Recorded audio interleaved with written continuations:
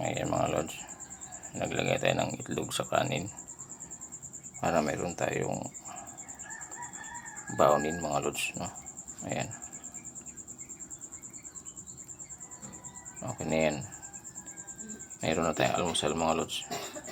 Ayan, luto na yung itlog natin mga lods sa kanin. Ayan na.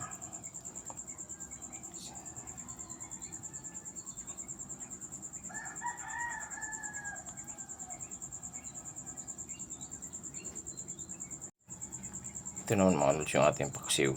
Ayan, medyo ito mga lods, isdang isdang buhangin. Ayan, sa buhangin yan mga isda, makikita mo sa buhangin yung mga lods, no? Ayan, kaya lang medyo natuyuan ng konti mga lods, yung ating paksiw, pero masarap naman yan. Ayan,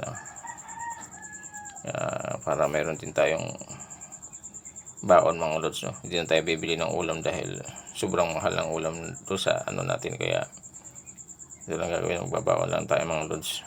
Okay, thank you for watching. Bye bye mga lods.